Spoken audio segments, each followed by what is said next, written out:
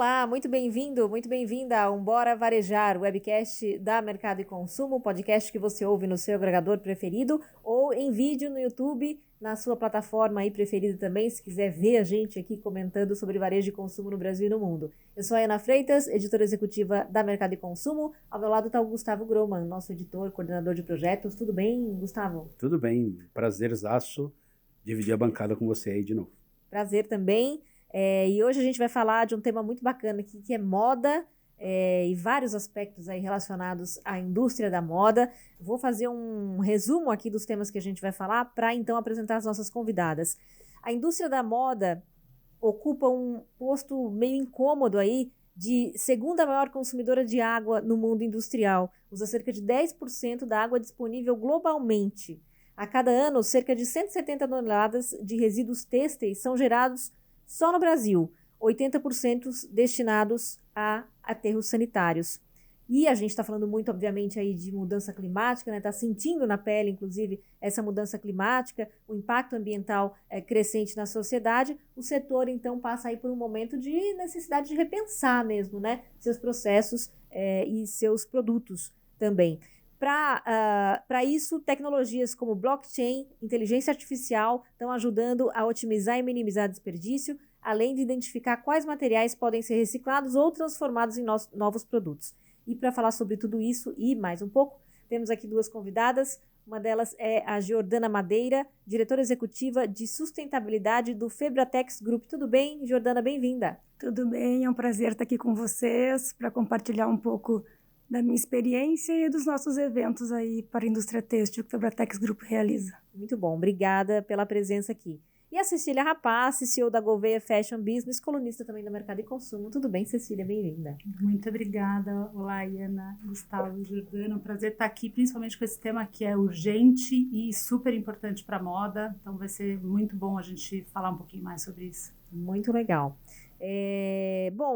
O Febratex Group, a Febratex, aliás, é um dos principais eventos do setor têxtil da América Latina, né? Como que a feira tem evoluído ao longo dos anos? Aliás, conta pra gente um pouquinho da feira, onde ela é realizada e com que frequência, mas como ela tem mudado e evoluído para atender às necessidades novas do mercado.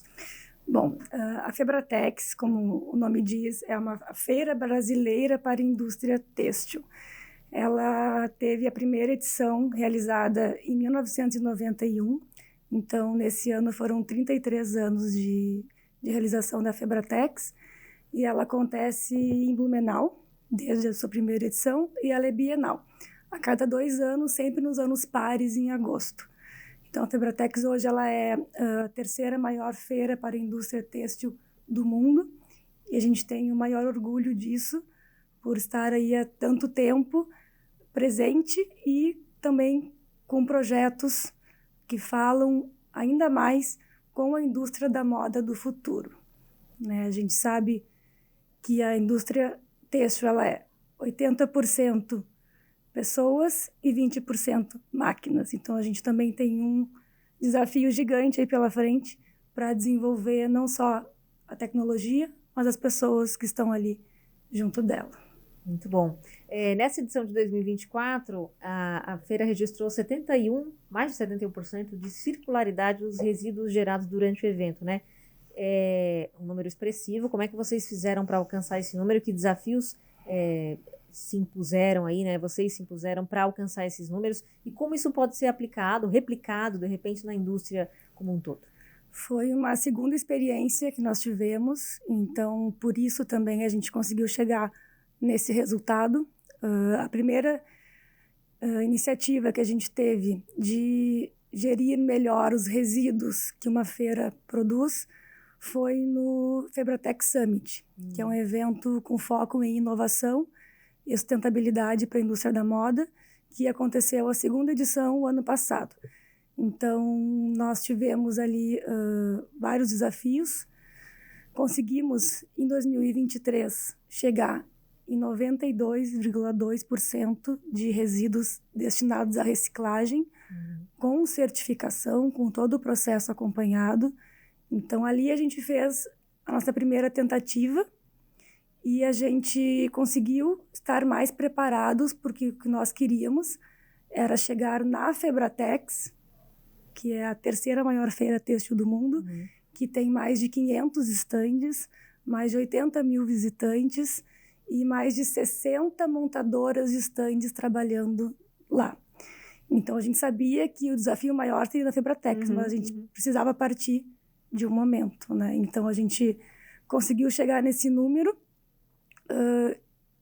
E o mais difícil, imagino que é um desafio transversal a qualquer indústria, é se manter sustentável em escala, em grande quantidade, porque a gente envolve cada vez mais pessoas, e aí que está também um dos maiores desafios, que é fazer com que as pessoas conheçam mais, que as pessoas se despertem, né, como consciência, e a partir daí a gente só cresce. Depois que a gente conseguiu de fato trazer as pessoas para o projeto, a gente consegue transformar a cultura, e a partir daí a gente só consegue crescer. Então o desafio é o tamanho e o envolvimento das pessoas nos projetos. E como é para envolver parceiros, por exemplo, né? Vocês fizeram parcerias nesse caso, até porque, como você falou, a Febratex é um evento imenso, né? Como é que chamar, enfim, empresas, organizações para impulsionarem também a sustentabilidade do setor? Bom, a gente primeiro, né, buscou conhecer mais sobre o que é gestão de resíduos, e para isso a gente contou com um parceiro local que já tinha muita experiência em gestão de resíduos de indústria têxtil, inclusive. E a gente teve toda uma assessoria interna, primeiro.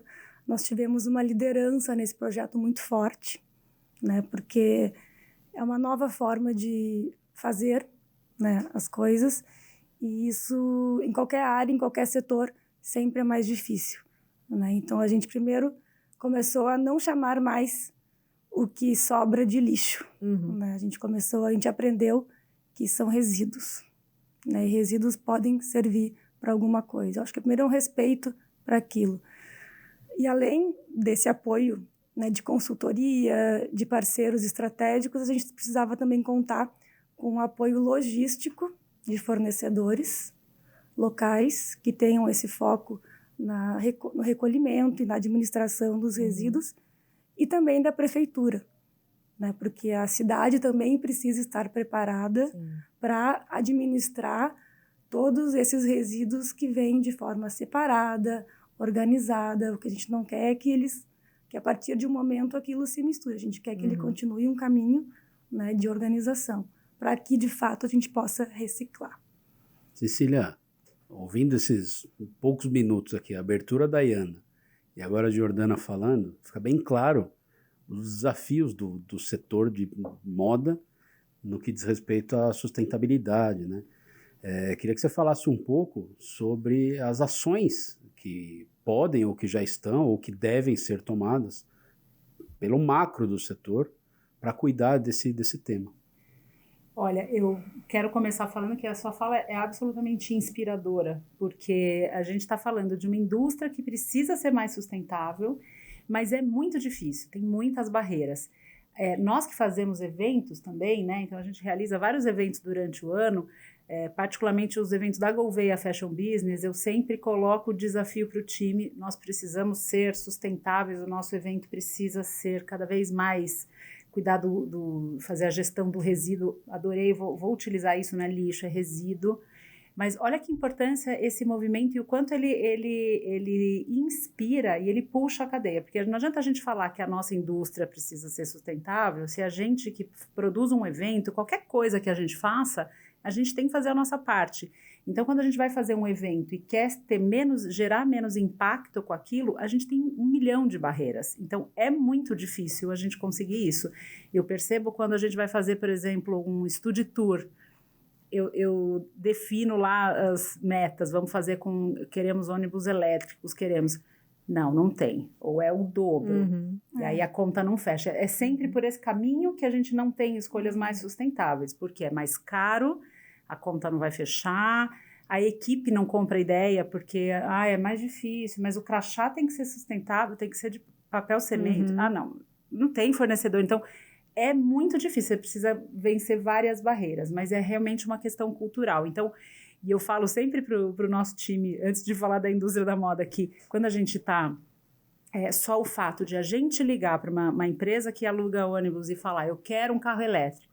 O outro ligou, eu quero um carro elétrico. Chega uma hora que ele vai falar, eu preciso colocar carro elétrico na frota.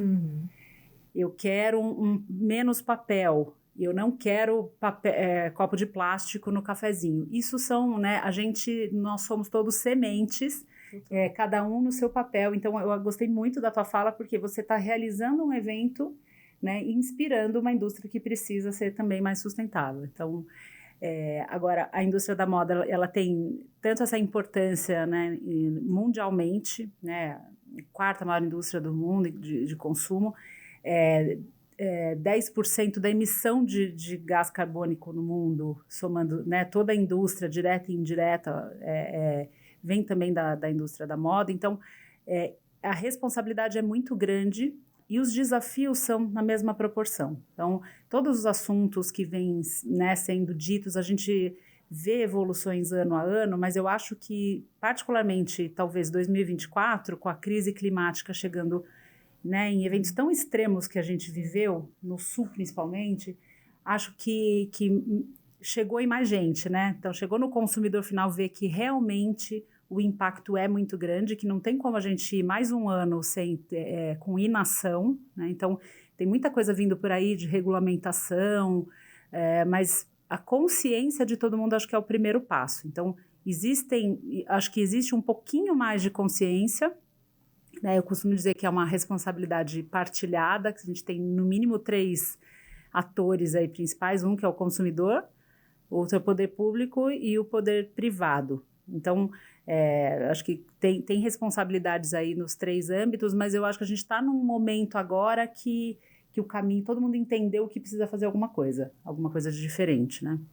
Total.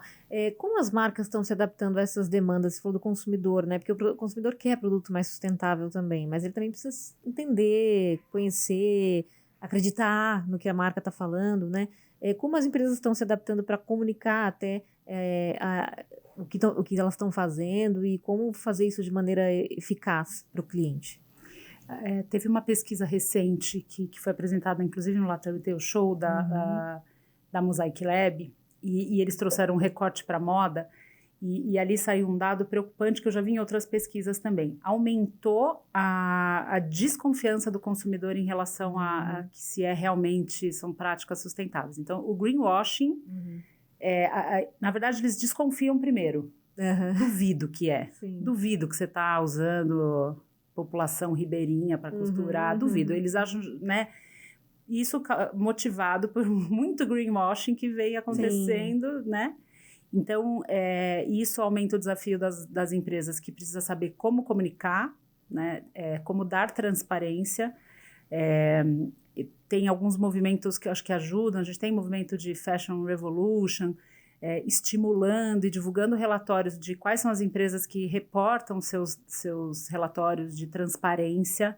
Tem poucas que reportam. Então, esse é um dos movimentos, eu acho que são muito interessantes. Assim, você precisa mostrar o que você faz, seja lá o que você faça, né? Comece a fazer, porque cada ano você consegue evoluir e ver também o seu progresso, né? Então, eu acho que esse tipo de ação ela é interessante porque existe comparação no mercado.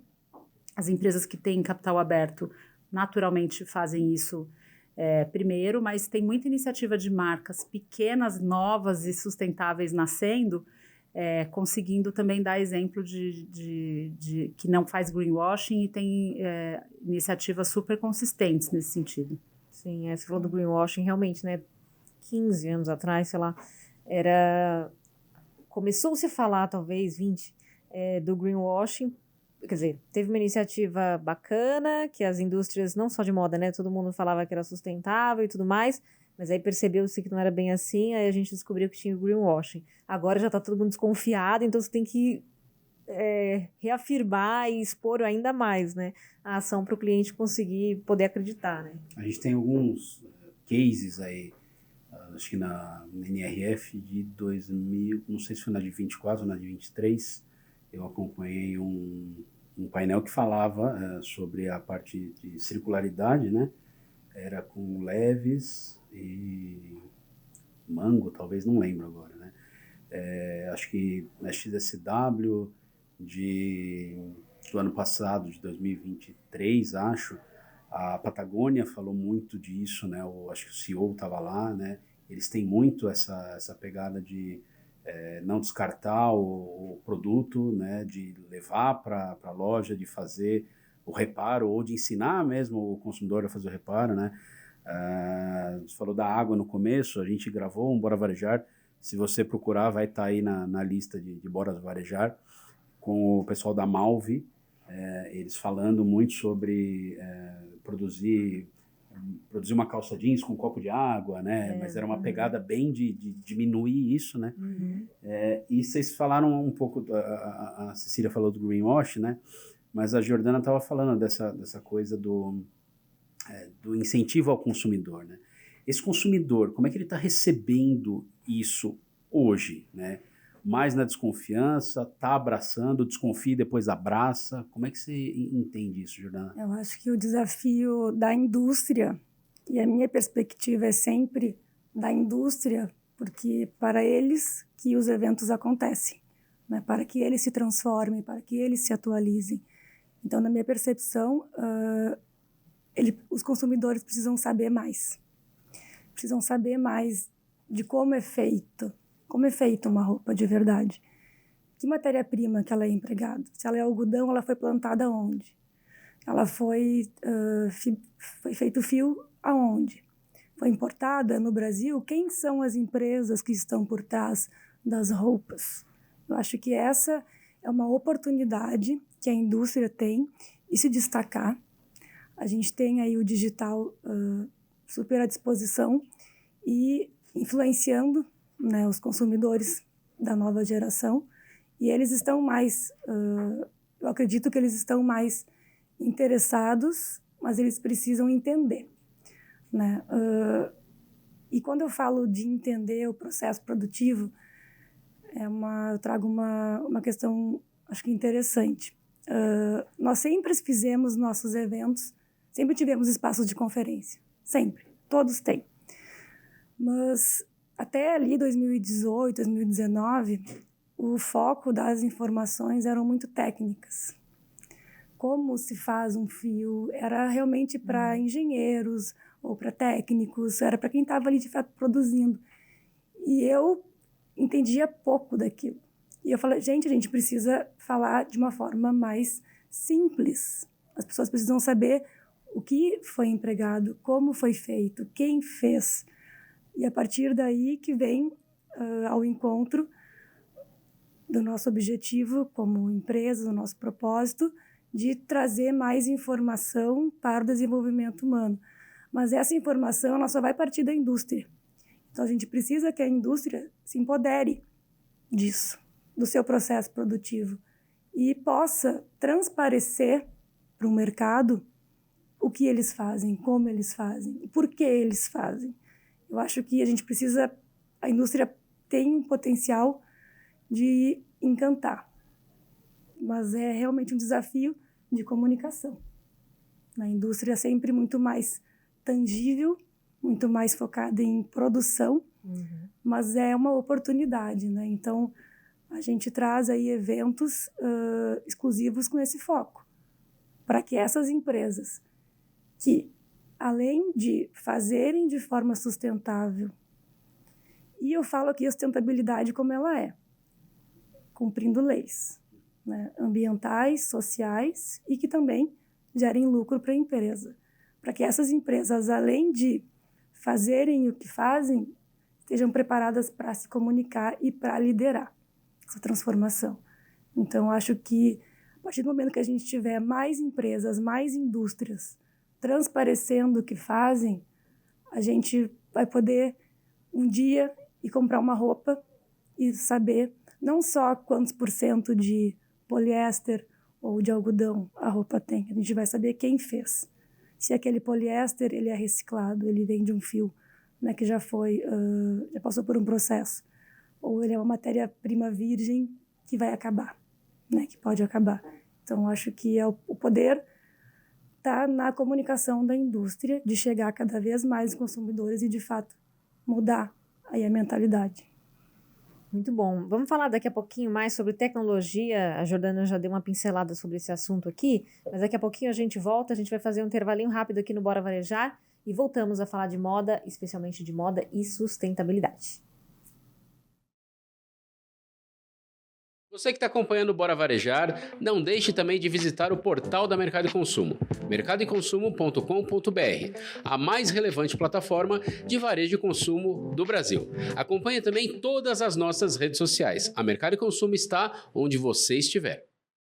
Bora Varejar hoje falando de moda e sustentabilidade aqui com duas convidadas, a Jordana e a Cecília. E a gente estava falando antes do intervalo, a Jordana estava falando, na verdade, sobre tecnologia, sobre comunicação, né? Necessidade de a indústria comunicar de maneira muito precisa, muito correta para o consumidor o que está sendo feito para alcançar um nível melhor de sustentabilidade.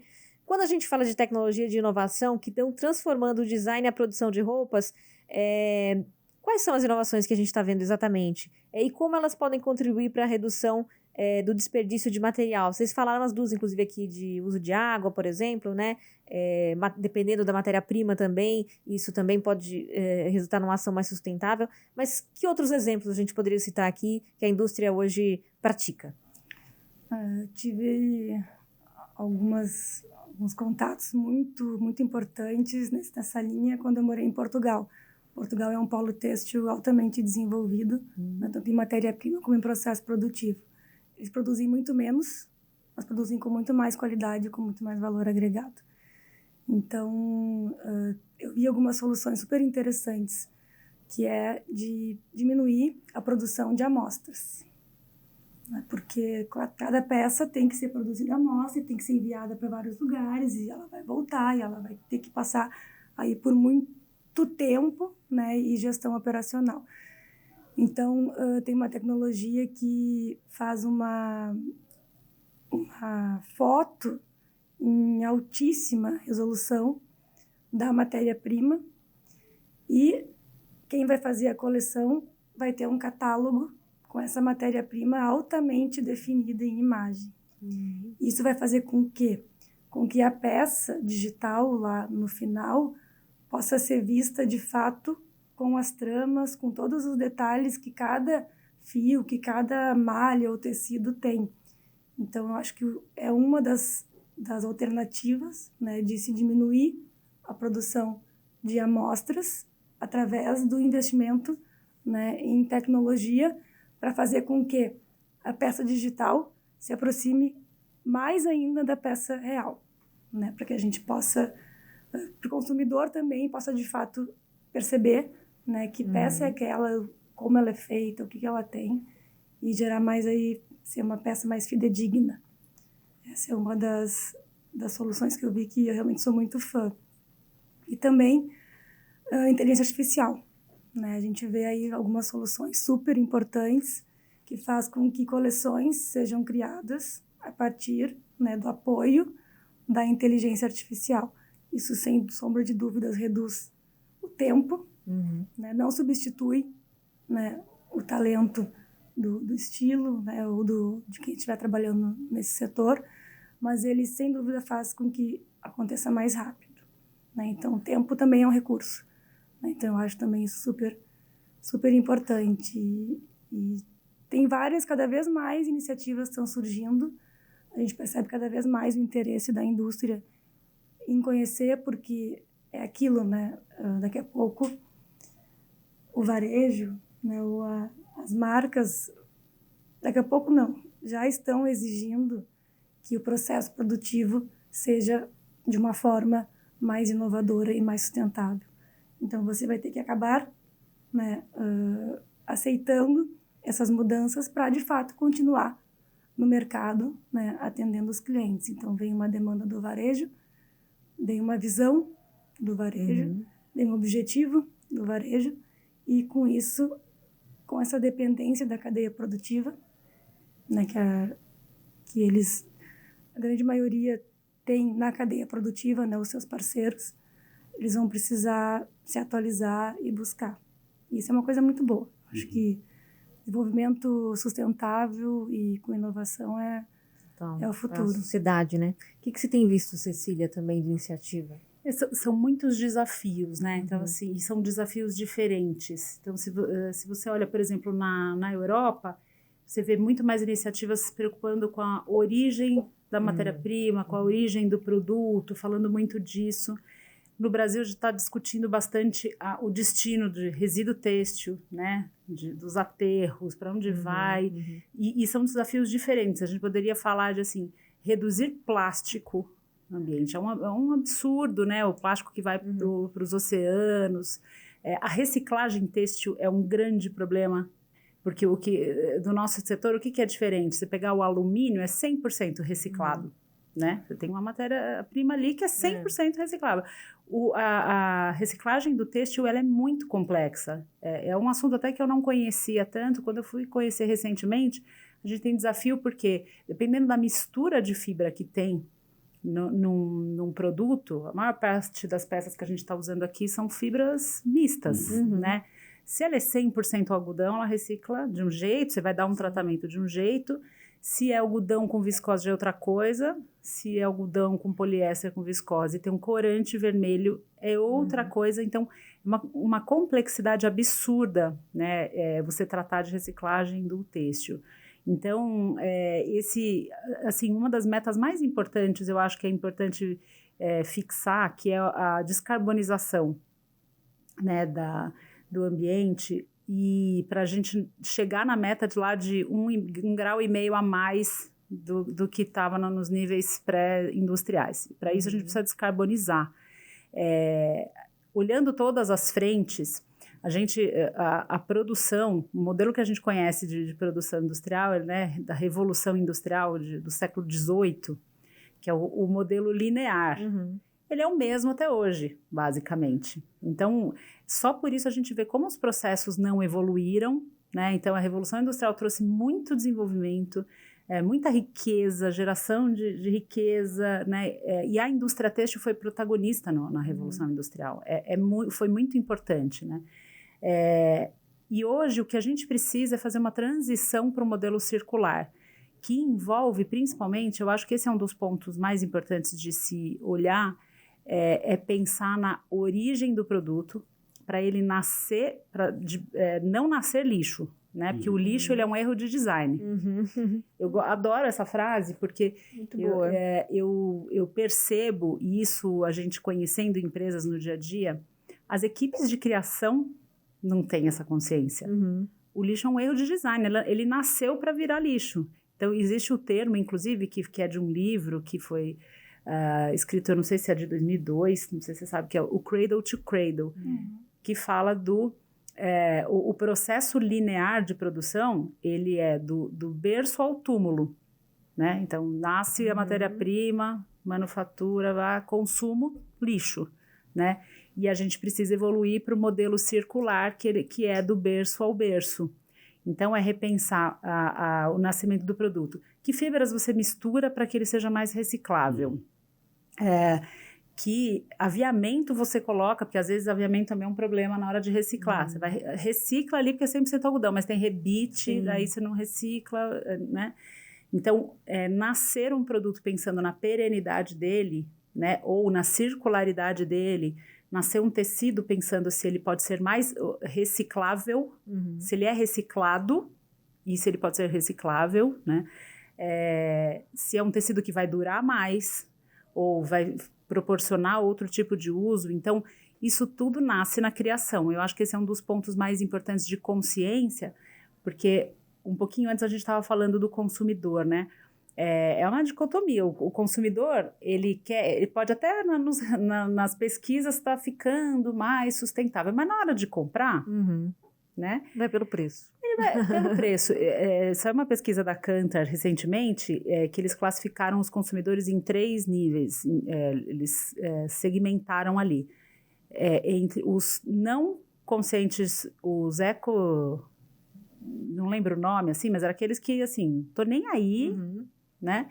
Tem aqueles que consideram, são os consideradores, ou seja, eu tenho um pouquinho de consciência, eu sei que não é legal e tal, mas na hora de comprar eu vou decidir baseado em alguns fatores. E os ecoconscientes, que são aí aqueles que levantam bandeira, só comem, né, só consomem o que for 100% consciente. Se a gente juntar os que são conscientes e os que levantam realmente bandeira, eles já são 1/3 dos consumidores. Então, acho que é legal ver esses recortes, porque não é só a geração Z é assim, a geração... Não, as pessoas têm múltiplos recortes de perfil de consumo, né? A tendência é que isso aqui só vai crescer, né? Quem considera, a tendência é que ele vai começar a migrar mais para cá, só que existe uma barreira de preço que é muito importante, né? Então, a tendência, então, que esses ecoconsumidores, eles realmente só vão crescer, não vai diminuir. E o que as marcas precisam fazer? Elas precisam vencer essa barreira de preço, né? Solução para isso deveria ser se pensar em incentivos fiscais de governo e tal, para que o preço, igual a gente consumir produto orgânico, né? É mais caro. Nem sempre você pode, né, assim, fazer a sua cesta da semana ali com produto orgânico. E dar transparência em relação à origem daquele produto. Então, contar mais, que seja de uma forma sem ruptura, facilitar a jornada desse cliente. Tá? Você está comprando ali, você está vendo no rótulo, olha, isso aqui foi feito com matéria-prima, né? Facilita a jornada dele para que ele possa escolher teu produto também. Não precisa entrar num QR Code, acessar um site para encher um negócio, né? Mais simples, né? É o poder da comunicação, sempre. Total. E qual que é o papel, ou qual está sendo o papel, ou qual deveria ser o papel da regulamentação brasileira nesse sentido, assim? Vocês acham que tem muita coisa para melhorar ainda? Acho que sim. Eu acho que tem muita coisa para melhorar, mas também a gente precisa, quando vierem as regulamentações, é importante que a estrutura, né, falando de resíduo, como eu comentei no início, também esteja apta a receber essa matéria-prima que, porventura, não possa vir a ser reciclada, né, ela também precisa ser destinada de uma forma correta.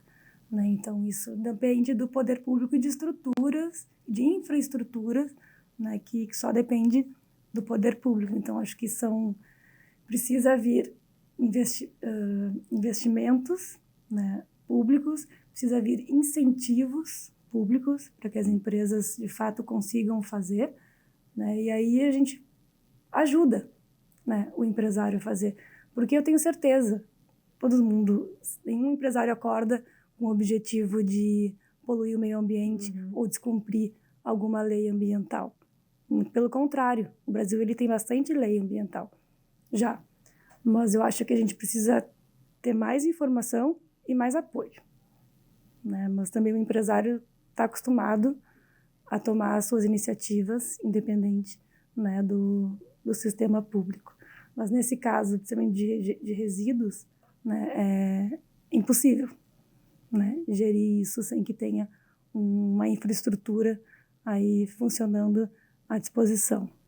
Para a indústria até já existe mais regulamentação, né? Se você comparar com o varejo, ainda não tem regulamentação, né? Para marcas, a indústria já é mais regulada naturalmente, mas o governo ele pode punir ou incentivar, né? Pode vir de duas formas.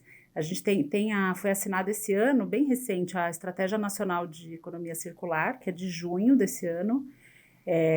Por enquanto, ela é só uma estratégia nacional, então, assim, vindo principalmente com incentivo, tem metas lá de criar um Fórum Nacional de Economia Circular.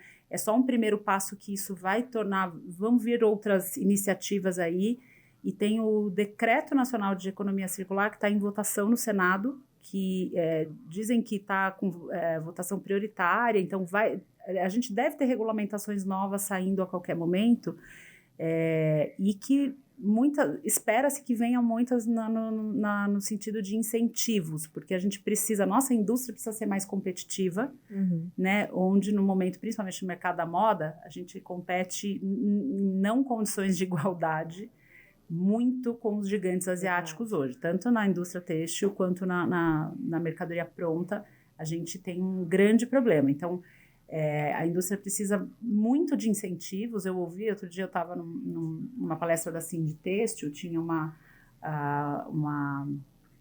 deputada falando que está em votação cair ou não os benefícios fiscais, e ela inclusive acha que assim, não deve cair nada da indústria têxtil, muito pelo contrário, a tendência é batalhar para aumentar, porque é uma indústria que está realmente sofrendo bastante, né? E que emprega muita gente, né? Mais de 8 milhões aí de empregos. E tem muita oportunidade para crescer. Acho que eu gosto de deixar sempre o ponto positivo aqui para quem está ouvindo, porque senão a gente fica, né, da vontade de mergulhar aqui, me avisa quando acabar, né? Tem uma pesquisa, um dado que o Instituto AIA, que é um instituto que tem feito, né, muitas iniciativas de sustentabilidade, inclusive para moda e beleza. Eles publicaram um relatório recente, eles fizeram um estudo das oportunidades que a economia verde tem para a economia.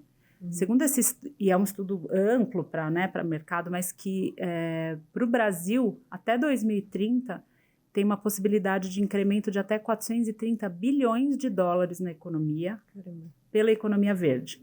Vão precisar ser feitos investimentos, obviamente, mas que vão retornar em empregos e incremento na economia.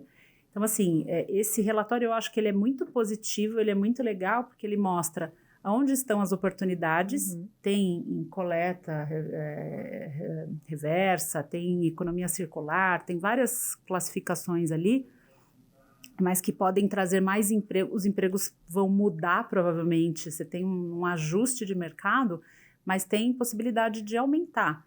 E quem estiver fazendo, né, olhando para as normas, adequando os seus processos a uma economia circular, pode ter mais facilidade de captar recurso do governo ou de outras entidades. Então, tem muita oportunidade na economia verde vindo por aí, né? Eu acredito bastante, mas precisa realmente esse movimento tomar mais força e talvez essa estratégia e esse decreto ajude a movimentar esse mercado. Pelo que vocês falam, regulamentação existe muito, mas falta mais incentivo, né?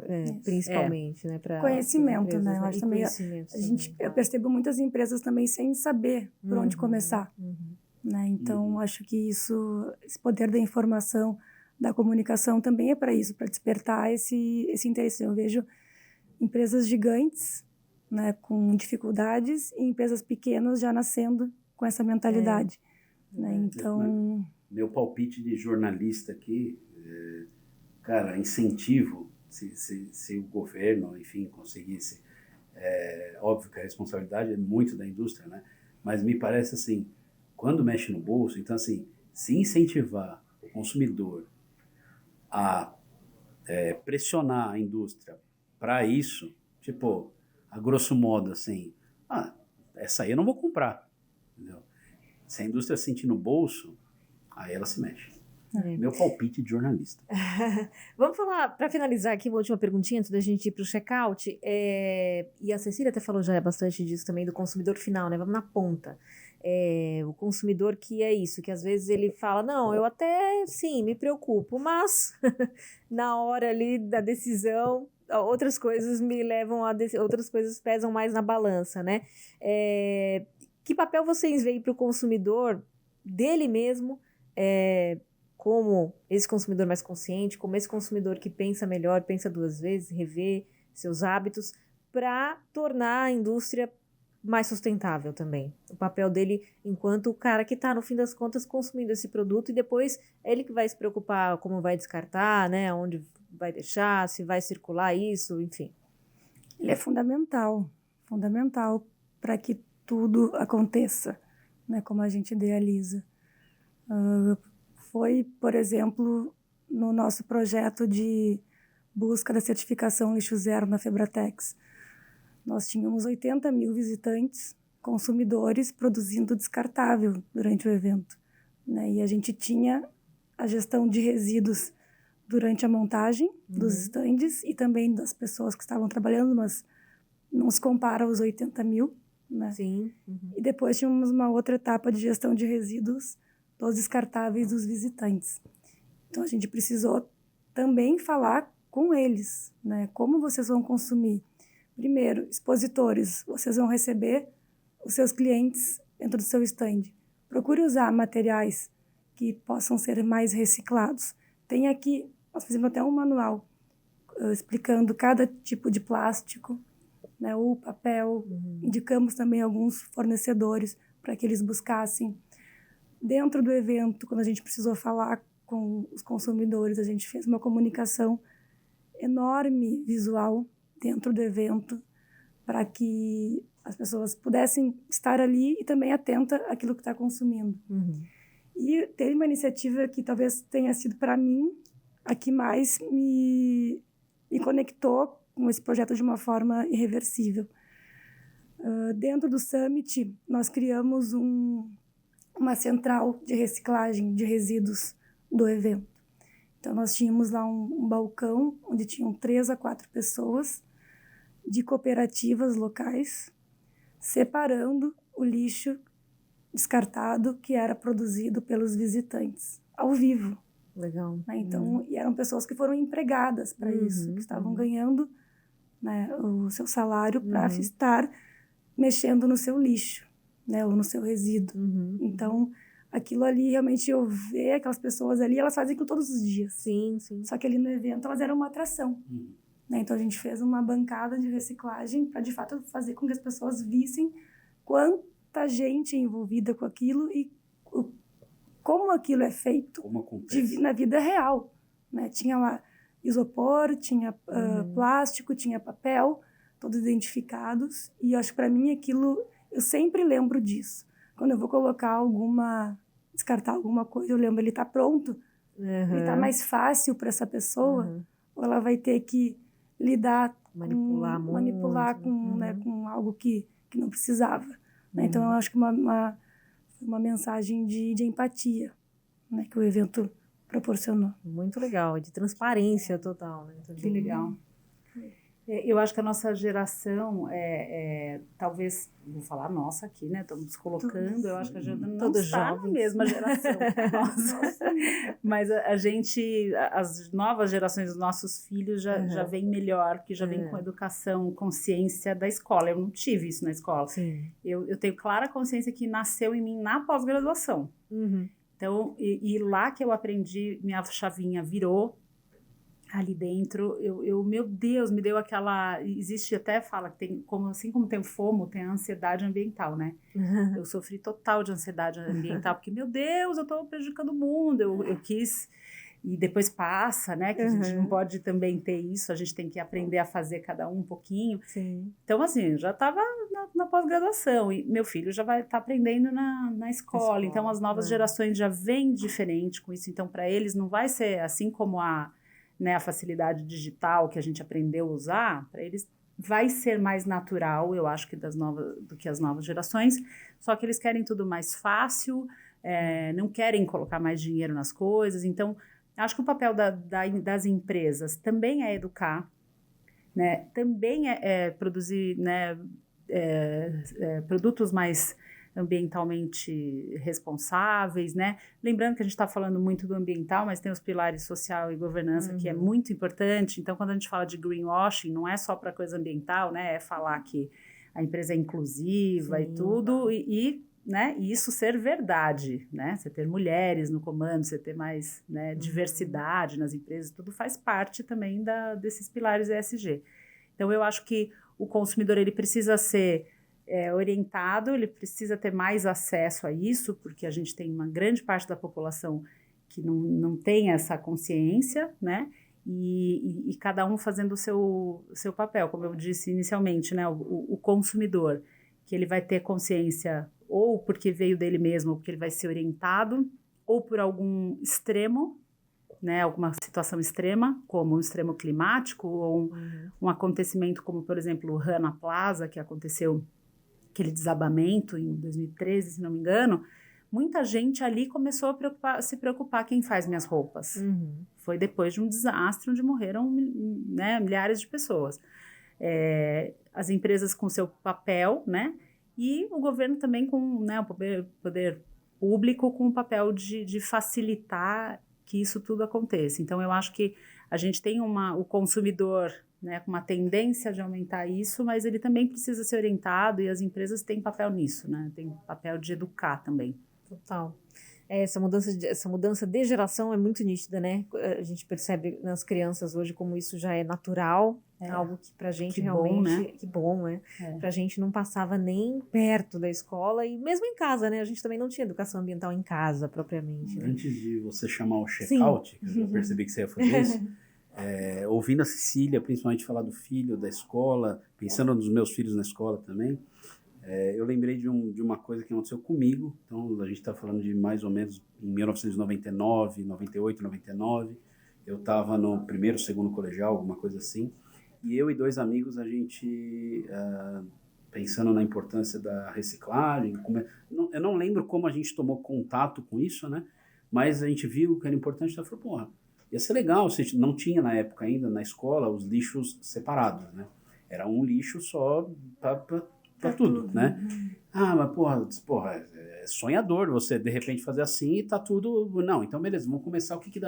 O que se produz muito numa escola? Papel, né? Papel. Então tá bom, vamos começar a reciclar papel, é um passo, né?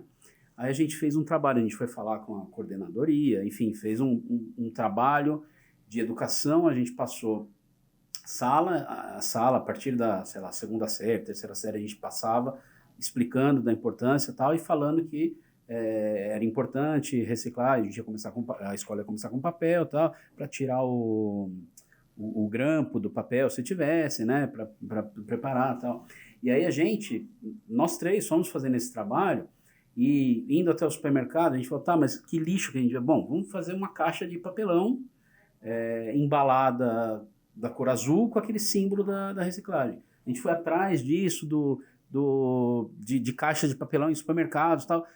Mas demorou assim meio ano, todo esse processo, né? Conseguimos implementar no segundo semestre daquele ano, né? As caixas de papelão, a gente passava, ficava feliz, né? Ia a Kombi lá da empresa que a gente tinha entrado em contato, ia buscar, acho que semanalmente, todo o lixo, ou diariamente, não lembro agora, tal. E beleza, e fomos para as férias, tal. Voltamos pro ano seguinte, todas as caixas que a gente tinha feito, encapado, era um TNT azul ali, tudo, tipo, destruído, jogaram enfim, tentamos. Era assim? Não deu certo. Marcou. Não deu certo. Traumatizou ele. E aí, não, mas eu queria falar como é importante, hoje em dia, porque ali éramos sozinhos, Sim. Né? Hoje em dia, você tendo o apoio, né? Aí, tipo, anos depois, sei lá, pouco tempo depois, não sei se eu ainda estava... Aí a escola implementou os lixos separados, tal, não sei o quê. Mas como foi desestimulante a gente, no ano seguinte, voltar e tudo que a gente tinha feito ter sido jogado no lixo, né? Deixado para lá. Então, acho que hoje em dia é mais fácil ou menos difícil, né? E como é importante estimular nossos filhos, a indústria, o consumidor, enfim. Educar, né? E se comunicar bem, como disseram vocês duas. Gente, chegamos ao final aqui do programa, mas a gente tem o quadro Checkout, como disse aqui o Gustavo lembrou, para vocês darem um recado final para quem está acompanhando a gente, que é o varejista, que é a indústria, que é quem vai empreender ainda, de repente, nesse setor, ou já empreende e não sabe o que fazer, como disse a Jordana, muitas vezes é falta de informação, né, de informação correta. Que recado final vocês podem dar para eles, olhando para a câmera? Primeiro, a Jordana Madeira, diretora executiva de sustentabilidade do Febratex Group. É difícil esse check-out. É um pouquinho desafiador, né? Mas é pior para quem vem depois, porque você já vai falar bastante coisa. Eu quero... A mensagem mais importante deixar é que nós temos, né, como empresa, esse propósito de fornecer para o mercado, para a indústria têxtil, o que tem de mais moderno, o que tem de mais transformador, o que poderia ser visto só, por exemplo, em eventos internacionais, né? Então, a gente tem esse compromisso de aproximar a inovação da indústria e torná-la acessível, né? Acho que nós somos grande como evento porque somos acessíveis. E vamos também ser cada vez mais acessível quando a gente fala de informação. Assim como o Brasil tem as suas dificuldades na educação, o mundo corporativo também precisa aprender mais, buscar mais conhecimento. E a gente, como evento que conecta, também está aí comprometido em falar mais sobre o que a indústria da moda do futuro pode e deve fazer. Muito bom, isso, Cecília. Agora desafio duplo, em dobro. Ia ficar mais Recado final. Bom, eu acho que esse tema é super importante porque a gente olha os dados super preocupantes do que pode acontecer com o planeta, e a indústria da moda ela é um grande vilão, mas eu queria deixar uma mensagem positiva que eu enxergo muita oportunidade nisso, tem muita oportunidade de negócio, inclusive, para toda a indústria da moda, tanto para a indústria quanto para o varejo, para quem se adequar, para quem for exportar para países que já estão mais regulamentados, como a Europa, por exemplo, tem uma grande oportunidade para quem já estiver adequado aos processos que são imperativos. Então, eu acho que vale olhar para tudo isso, olhar as oportunidades de mercado, adaptar os modelos de negócio, porque, sem dúvida nenhuma, pode encontrar aí um oceano azul para explorar. Muito bom. É bom a gente falar, tá vendo? A gente não vai terminar para baixo, porque Não. tem oportunidade, principalmente. Tem oportunidade. A gente está falando de desafios e, claro, quando a gente olha os números, quando a gente olha o cenário, quando a gente sente na pele as mudanças climáticas, a gente vê que é um assunto difícil. Mas oportunidades existem e tem gente que já está engatilhada aí, né? De olho nessas oportunidades, tem muito o que transformar. Tem oportunidade de venda de segunda mão, de upcycling, de concertos, de reciclagem, tem muita oportunidade para ser explorada aqui. O recado aqui só vai aumentar, isso só vai ser cada vez mais demandado. Talvez até coisas que a gente nem imagine hoje, né? Modos de circular aí os produtos, economia que a gente nem imagina hoje apareçam, né? No futuro. Meninas, super obrigada pela presença de vocês aqui nesse Bora Varejar, foi um prazer. Obrigada. Eu que agradeço a oportunidade. Gustavo, mais uma vez, obrigada pela participação aqui, pela companhia na condução desse podcast, webcast, enfim, no Bora Varejar de toda semana. Obrigado, Ana. Estamos aí para isso. Estamos aí. E estamos aqui no YouTube, se você está acompanhando a gente em imagem, no seu agregador de podcast preferido, se você prefere acompanhar em voz, e, claro, diariamente, a todo minuto, a todo instante, no portal mercadoeconsumo.com.br e nas redes sociais com tudo o que acontece sobre varejo e consumo no Brasil e no mundo.